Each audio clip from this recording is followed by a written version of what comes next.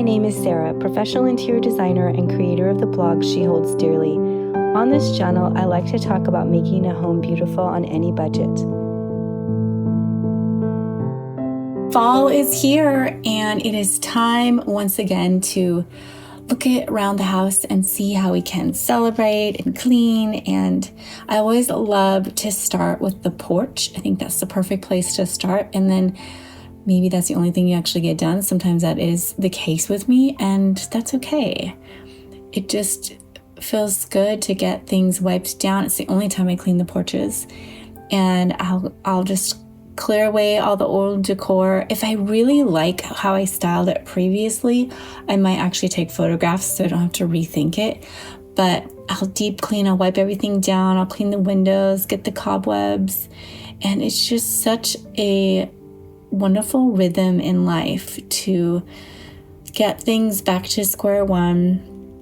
And I'll do paint touch-ups and mend broken things, and just keeps us from getting too broken, you know? So I'm gonna restyle the porch here and change out the furniture, but I really like how I had this cabinet done, and so I'm just copying what I had before.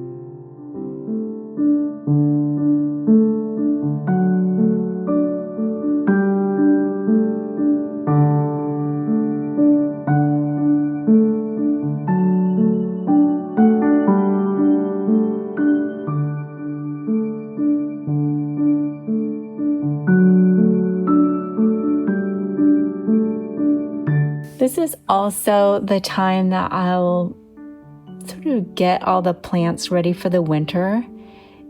And by this time of year, things are looking pretty ratty. They need a lot of love. It's definitely a lot of work in the spring, and it's a lot of work in the fall. So I will decide what I think is going to make it through the winter and give them what they need to be comfortable and healthy trying to make it through the winter. But a lot of it's just deadheading and weeding and quieting things down. And I do love that rhythm that happens every year.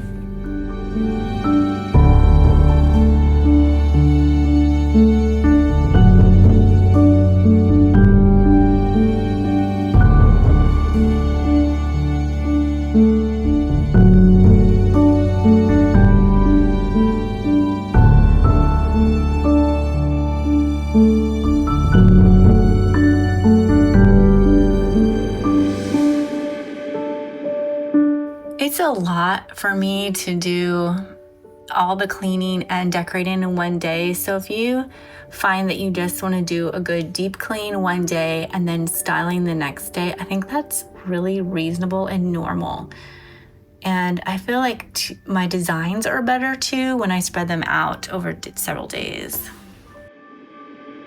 Well, I would say most people would agree that one of the very best ways to create a welcoming home during the fall is to have fresh baked goodies in the kitchen. Am I right? And I feel like that can be kind of intimidating, but I'm here to tell you that you can have warm sourdough bread and fresh baked seasonal goodies with the help of wild grain.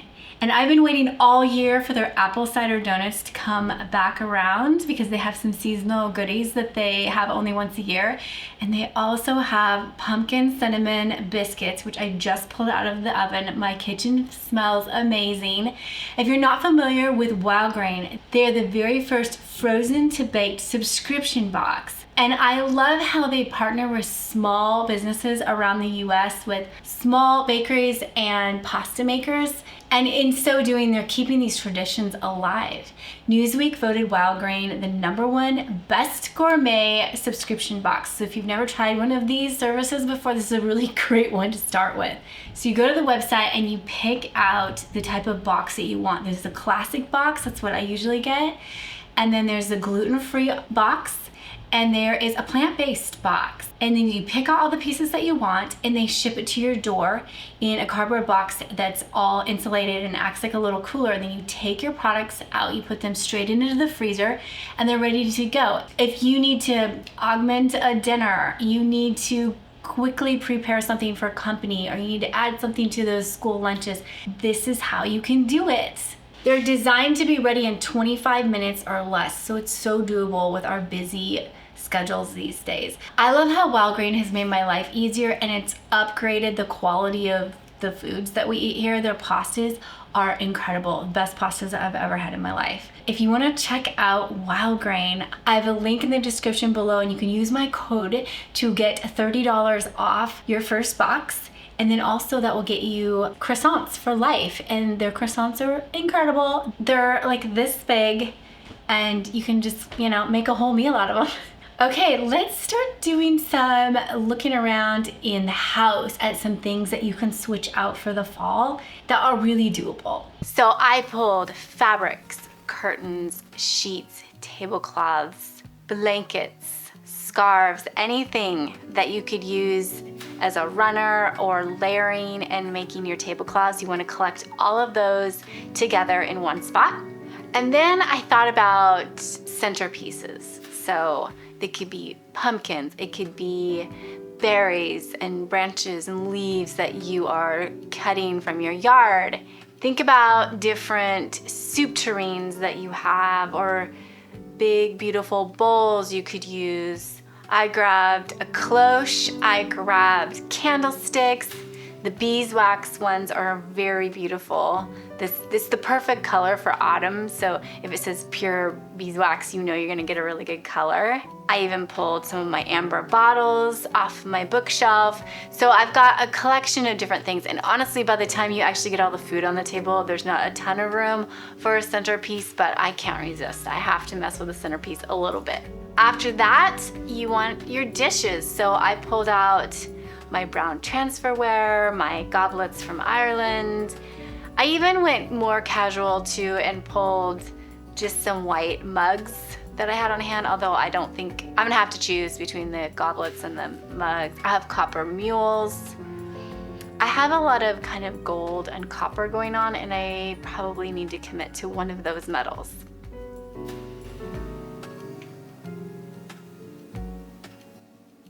Grab serving dishes that you love, grab bottles of wine that you could have on the table. So anything to kind of inspire you. You're making a tangible 3D mood board basically at this point, throwing a bunch of ideas onto a separate table.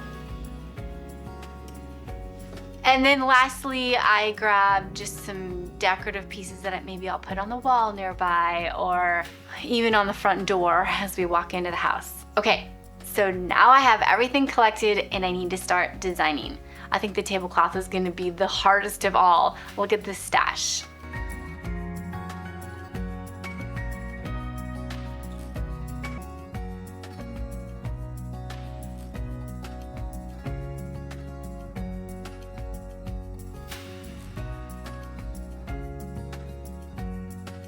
I really love this idea of putting your silverware under a cloche. I just think that's really unique. Use all of your pretty foods and bottles and things as decoration. Everything is a decoration, if at all possible. These are my normal dishes, my everyday dishes, and I just layer them with different colored transferware for the holidays. So I have some brown, but I don't have enough of my salad plates, so I only have 4 of them. So the end seats just have this style. I got these napkins at Brimfield. These goblets I inherited they're from Ireland. I do love them. And then I would eventually love to have enough plates where everyone could have a chance for wear plates. But I folded the napkins like this and you could tuck a leaf in or a little turkey feather. So I pulled in some chairs from my yard, actually, my porch and my yard. And you want to dress up your chairs too. So put a little bit of thought into your chairs. Added this pillow and a throw. Instant charm. So I got the table done.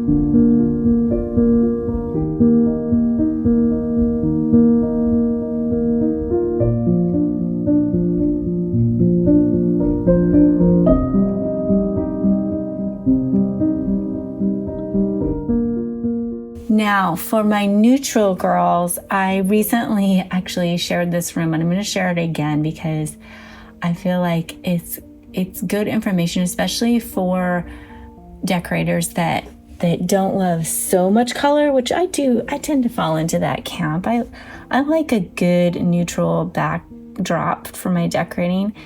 So what I suggest for fall is to do your creams and whites and taupes and toffee colors and think of them as a backdrop, and then pick one really warm, wonderful color that you want to add to it. I'm using this beautiful plum color this year, and I have it in, you want it to show up at least 3 times in the room so that it looks really intentional.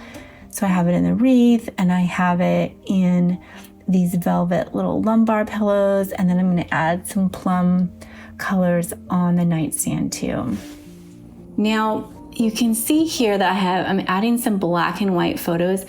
This is just a little side note about gallery walls. I mean, this is a little mini gallery wall, but you can wrap them around corners, and I think that is such a great option. So interesting. And black and white photos are especially charming in the fall. I don't know if it gives just a touch of Halloween vibe, dark and moody, or what it is, but they look really good in the fall. So be sure to incorporate those. I found these beautiful pear freesia candles. That is one of my very favorite candle scents, and Quince is carrying the pear freesia scent.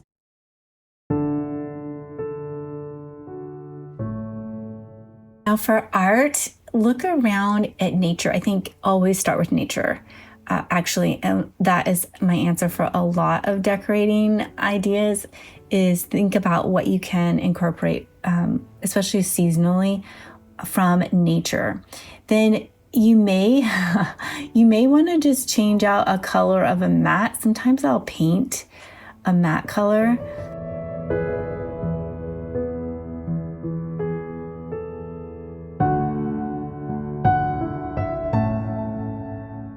Thank you so much for watching.